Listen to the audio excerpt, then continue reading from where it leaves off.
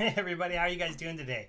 It's Steve, and I'm here today to go over some updates on the Splinterlands and Hive and Wax. I haven't made any videos about Wax yet, but I've just been using it for about a month, and I really like Wax just for collecting NFTs and speculating on packs and trading those. And so I'm going to talk a little bit about that and talk about Splinterlands in this post because they have joined the Wax blockchain. So first we're going to go over that post. As we know, if you play Splinterlands, they have integrated a lot of different cryptocurrencies as places where you can or as ways you can pay. You can pay for things with a lot of different cryptocurrencies when it comes to getting credits. And then you can use those credits to go ahead and buy cards. Now, this post that came out about a week ago, oops, sorry, this was, I have a giveaway to do. So I did this post. It was about 9 days. I'm a little bit late. I said I was going to give away 1,000 DEC to somebody that watched the video. Just like this video, if you watch it and comment, you have a chance to win 1,000 DEC. So just know that. And the I'm going to just go over really quick. You know, Jay Fang, thank you very much. This was a nice little discussion we had. Everybody else was kind of, maybe a little shorter thing, except for Mr. Topher here. That was a nice comment. Sorry I didn't get back to you. This right here, gods, I'm going to let you in for this, but this is very close to not getting allowed into the giveaway because anybody could just say nice informative video without actually watching the video. I want your comment to have something a little bit about what's in it, that I talked about Wax, what you think about the Wax combo, what you think about something I say in it, anything like that, and then that gets you into the giveaway for the 1,000 DEC that I spin live on each video. So we're going to go do that really quick, because I want to get the giveaway out of the way. So I only had this many people in it. I don't think very many people get a 1 in 6 chance of winning 1,000 DEC. So lucky for you guys. Let's see who goes ahead and wins. And we're gonna are you gonna hold on to it, Mr. Topher? Yes, you are. Congratulations. All right, we'll take your name. I always, oops. Oh, look at that. I went and deleted your name. So now I gotta go pull it off of the post. That's why I had this up here first. So we'll pull that right there. We'll go cheat over here really quick. So I always try to send it to you in game. So you should know that that's where I'm going to try to send it first. And then if I can't, because you're not an actual player, that's not a requirement to win. You'll just be getting it on Hive Engine at that point. But I know he plays, so this should be a quick little transfer. There's your 1,000 DEC. Congratulations once again. Go here. Go here. Just go to my balance history. Make sure, yep, that went through. There you go. Now we'll go ahead and close out that post and get on to what I wanted to talk about today. For starters, I hope each of you are doing a video like this or a post like this and taking part in the social media challenge. It's one of the reasons I do one of these every week, and also just because I like to share things about the game, try to bring in some new players. I've actually been doing pretty good at getting players to come and check the game out, but not that many to buy the spellbook. And I know that's one of our challenges that Splinterlands is trying to work past, is that not really working as well. So, that they have their new player experience. They have some other things going on. I'd like the opportunity to buy players that click on my ref link the spell book and a way to reach out to them. So if the team could add that, that'd be spectacular, because as somebody who's been playing the game for a while, has a lot of DEC, has a lot of ways that I'm earning DEC. If a player joined and I said, hey, do you like the game? Would you really want to play? If I buy you your spell book, are you really going to maybe give it an honest chance and play? And they said yes, then that would be cool. Maybe it could even be worked out to where if we buy their spell book for them, we get a share in their DEC for a little while, as a way that we can kind of like sponsor players to come and play the game. It's just a thought I've had. But getting on to the topic of this more video is about Splinterlands cards on Wax. So they made this announcement a week ago. I'm a little late making this video. I've been really busy making other videos. I've been having a lot of fun on the Binance Smart Chain. I can't wait to see if Hive gets some DeFi platforms going like that and get some user base to come here to use it, because it's so low fee and it would be decentralized. One of the big complaints for Binance Smart Chain is that it is centralized, and I'm using it anyways because it's amazing fun to move around funds and things like that. And Wax is also kind of centralized, but that's what allows them to be really cheap for you to do your NFT stuff, which is really interesting. So the post is pretty simple. It just explains that now you can move your cards, your packs, and your land tokens onto the Wax blockchain. Wax has a really easy to use cloud wallet that I'm going to show you, that if you get it, they automatically stake it with resources so you can use it.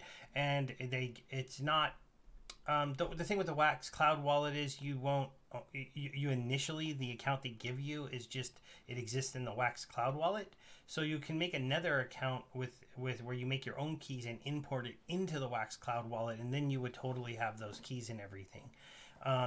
I've had no issues using the Wax Cloud Wallet. It's a lot of fun. I'm not having any problems with it, so I'm pretty happy overall. Now that I just want to show you some of the functionality of that, how it works. I'm going to show you transferring a card over. I'm also going to show you that on the Wax Marketplace right now, there's maybe some things that aren't so great going on with prices of Splinterlands cards. They're maybe good for us, but I hope it isn't going to give us a bad name if more people on the Wax community start to really understand what these cards are and how they're meant to be used in a game. And it's kind of on them for not really researching this and checking out the Splinterlands game and the prices over there, and understanding that, you know, mint 1 doesn't matter that much if you actually want to use the card in the game. If you're just a collector, the first one ever minted on Wax, it might go up in value because if somebody wants to have that right to have that. But if you wanted to use the card, you're going to burn it, it's going to come back. So the mint numbers shouldn't matter as much. And I did see some people trying to sell those mint ones for quite a lot. I don't know how I feel about that. But also cards in general, it seems like you might be able to get a little bit more for them on Wax, because that crowd really is into NFTs and they're really into collectibles.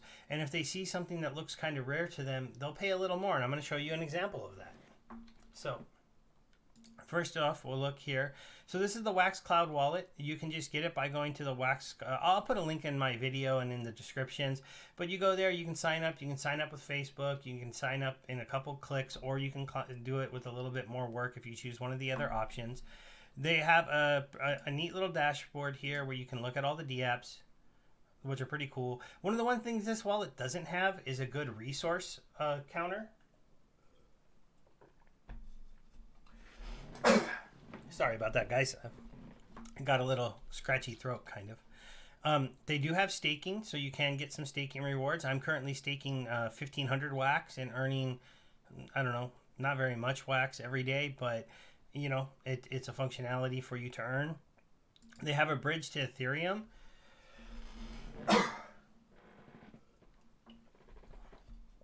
Which is allowing them to get into the DeFi world. Now, going to Ethereum, I think they did because Ethereum was the first platform with DeFi, but I fully expect that Wax will integrate this into either Binance Chain, Polkadot, Cardano, one of the other chains that are low fees, because we all know that when it comes to NFTs, and Wax is kind of a big NFT marketplace, gas fees kind of ruin that, because no one wants to pay $30 in gas fees to buy an NFT that literally might be like $1.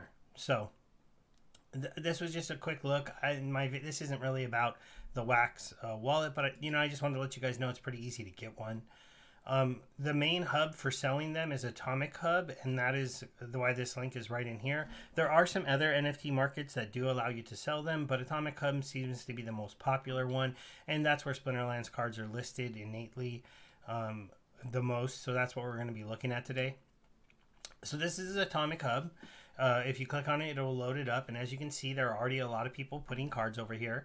Here's an example of a card that, this is a mint 1, and he's trying to sell it for $57. Actually, let's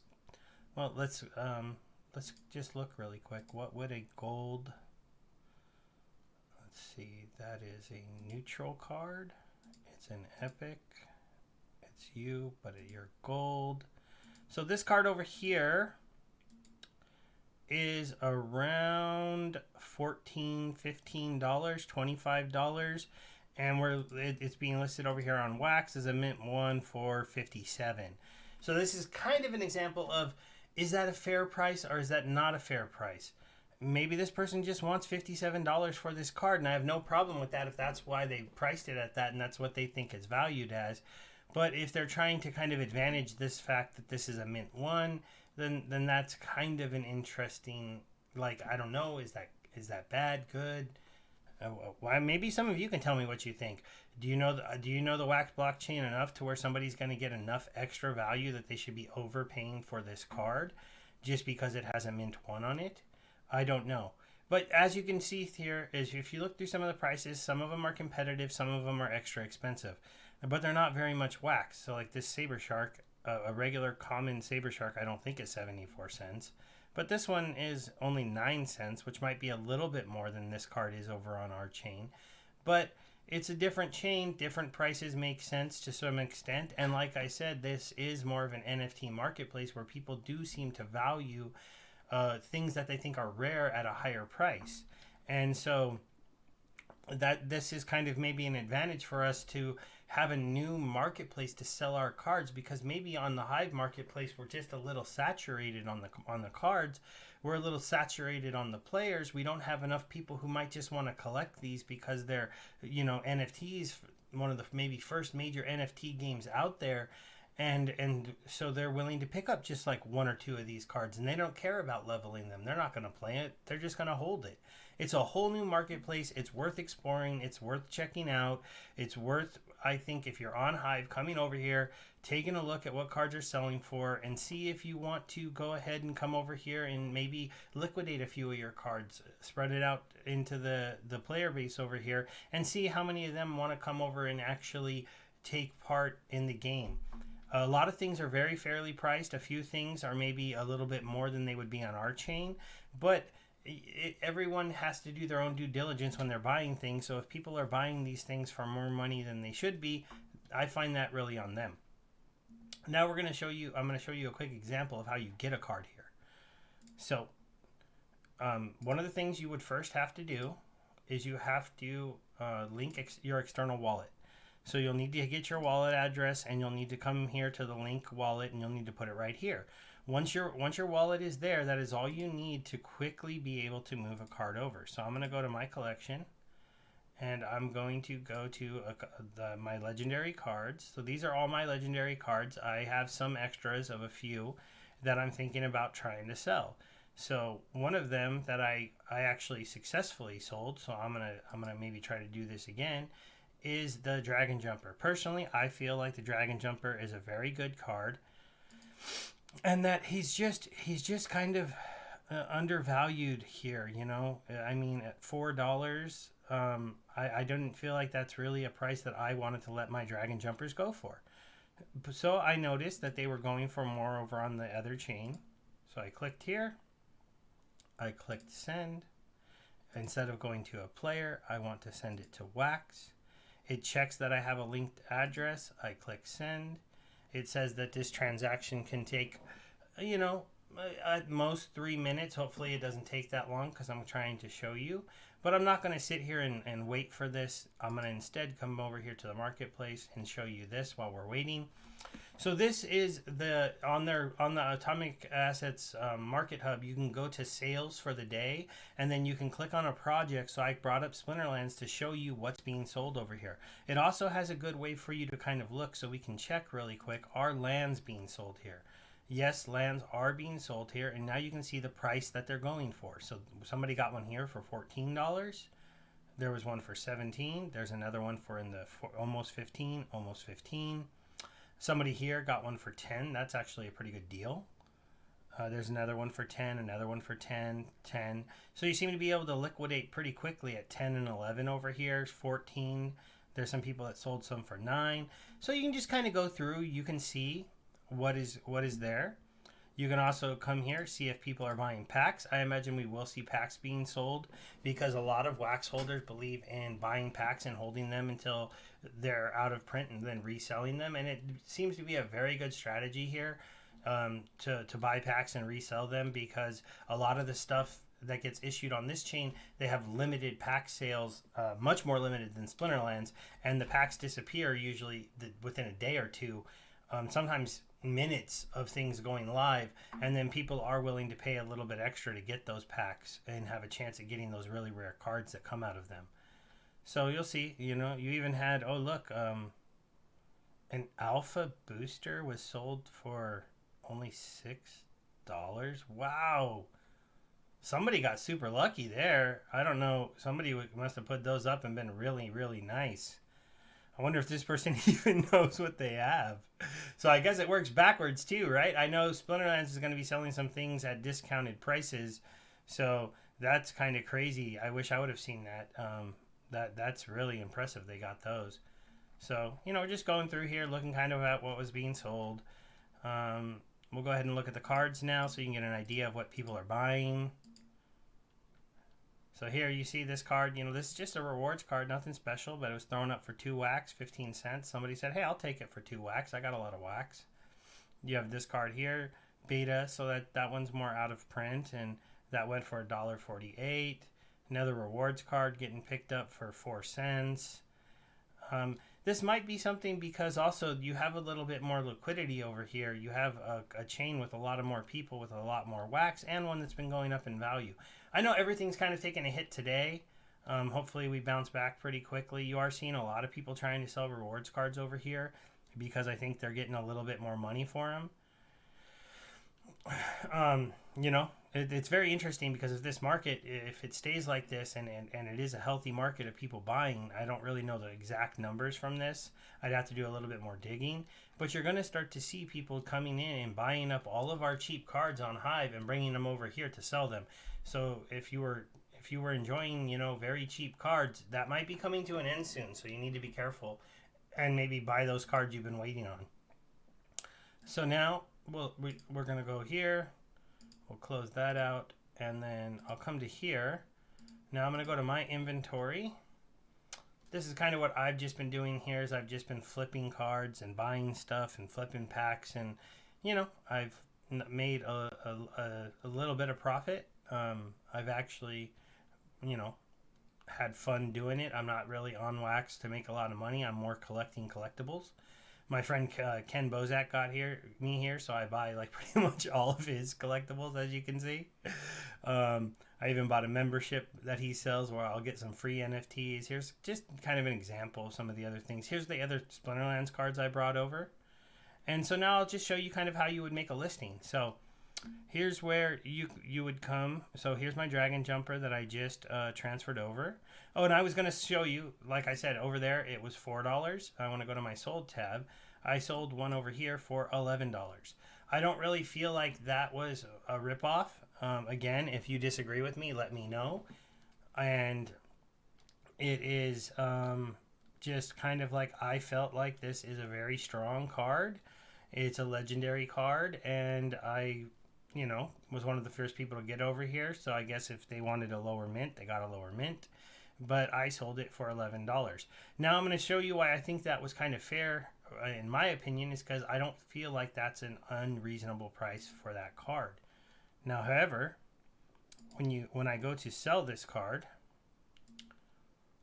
the current suggested price is 149 wax. So if I put that in, how much is it's $10, so it's right about where I sold it before. I actually think I sold it for 150 wax. So you'll see that that it is right here. So one was sold for 125, one was sold for 149, one was sold for 150. That was, I believe, mine. Yeah, mint 7 and mint 8. So I'm just going to put it again at 150 wax. That's kind of what I feel is fair for this card. It's just around 10 to 11 bucks depending on the price of wax. You can see one of the interesting things on wax is when they make the collection here, Splinterlands is able to make this as an extra source of revenue for them being on this chain, because they get a 5% fee of every time we resell a card on the secondary market. They were able to set this. That's what they felt was fair, because I believe this is the same percentage they take over on the Splinterlands market. So they just did the same thing over here. But there are a couple added in fees on wax that you have to consider. There's the marketplace fee. That is the fee for using Atomic the Atomic Assets platform. They take a 2% cut. And the Wax blockchain takes a 2% cut on all these transactions, and that's one of the ways that they help subsidize the fact that it's so cheap to move things around and transfer things and move Wax, is that there is a 2% fee on these kind of sales that they built into the marketplaces. So that subsidizes the chain a little bit. It's why that they can give out a Wax cloud wallet that comes preloaded with enough resources to where, honestly, you can use it and never have to invest in it unless you're somebody who gets really, really heavy into using it. So we're going to confirm that listing. All right, that'll go up. And then we'll go over here and we'll go ahead and we'll go to, this is the sales history. I'll close that one out. Now that I got that one listed, I'll go to the market and I'll give you an example. See, so here, when you're looking up Splinterlands, just do SPL or just do like SP. You know, it's kind of, they're Splint R because they had to remove a letter without the E there, lands. And so you can see that's the newest card that went up. But let's kind of just compare the other ones that are for sale. Okay, so what we have left here is the Mint 1, which somebody is trying to get $655 for because it's a Mint 1. And then what you had here is somebody else who said, well, if he's getting $655, he's trying to do that for that Mint 1, then we're going to go ahead and try to get $600 for the Mint 11. This one, these gold ones, they're trying to sell these cards for over $1,000. This one. And then this one here, they're trying to sell for $592. And even this regular Dragon Jumper, somebody is trying to sell for $295.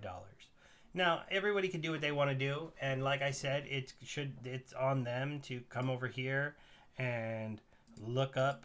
Oh, see, there's a little bug for me. I don't know if maybe this is just because I'm on Chrome or what's going on, but when I have to like refresh my page to make that go away. That close button doesn't work.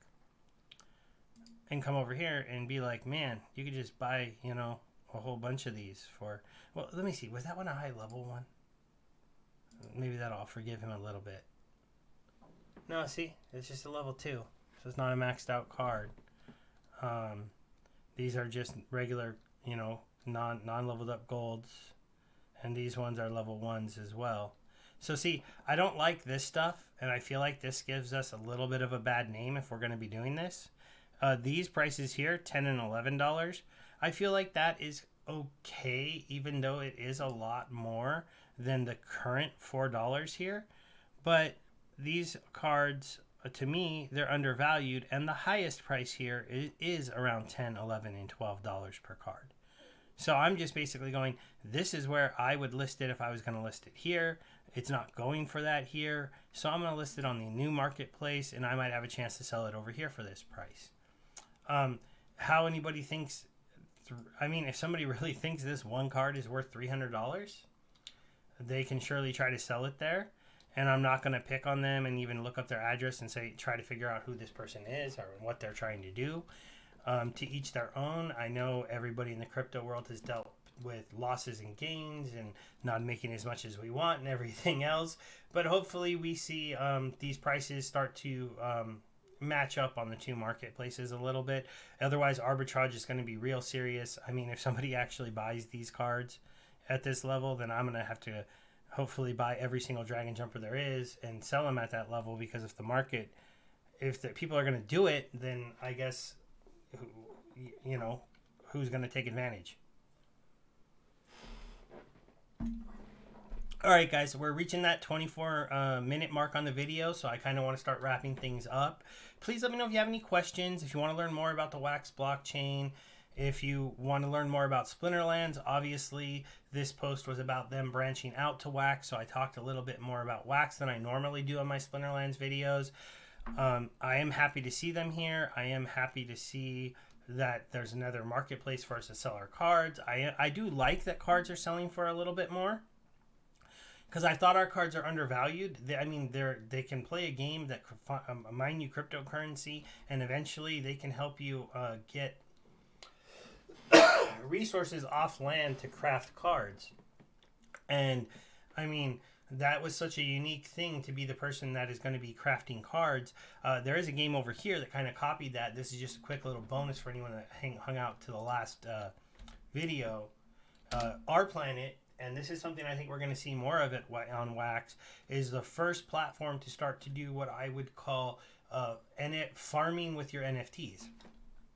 And I don't know if Splinterlands wants to look into combining with them, but they have a staking feature where you can stake NFTs from any of these sets here.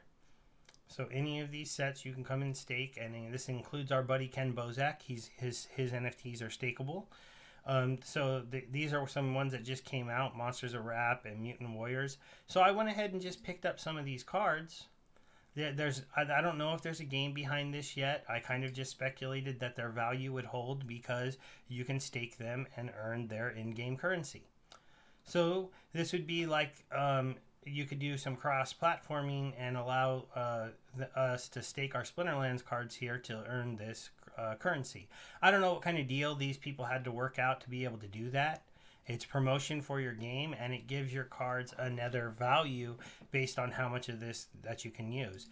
What you do with their current in-game money is they have a shop. You buy these elements. They cost 10,000 a piece, and then they have a generator. You combine 4 elements to try to make an item. If you make an item, you get a little reward from these 2 things. This builds up every time people try to make something and it fails. The elements just disappear. I made successfully on the first day they played mud, and the way they did it was the first 100 people to craft any one of these elements got the NFT of the element. And you see some of the elements haven't even been discovered how to make them yet. So this game is kind of new and it's still ongoing. But this kind of reminds me as a little bit of what Splinterlands is going to have us doing. I don't know if they're going to have the same thing where when you try to craft an item, you can have it fail and your stuff disappears until somebody figures out how to make the thing. And then once somebody figures out how to make one of these, some of the combinations are being posted online, and other combinations are probably being kept close to the vest because they're farming. If I go to my inventory, oh no, I staked it. I have to go back to the game because they're letting you stake their own cards. So I farmed. I was one of the first 100 people to make mud.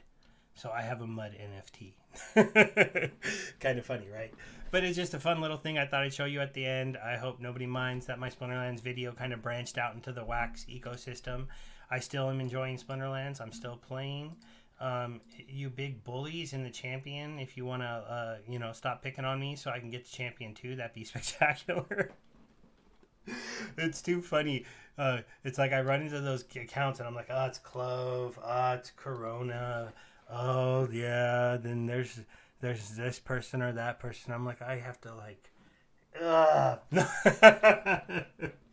But it's still fun to play the game. I'm still making my dark energy crystals. I'm still shopping in the shop and leveling up my cards. I've been leveling up some more, and I did rent my first card. I rented this big expensive person, so he's delegated to me, and I've been trying to learn how to play with him. I'm not quite that good. It's my first month using the card, and I'll probably continue to rent it if they'll leave it at the same price. But once the rental market gets a little bit more going, I could see him wanting to raise the price and me not being able to use this, rent it anymore.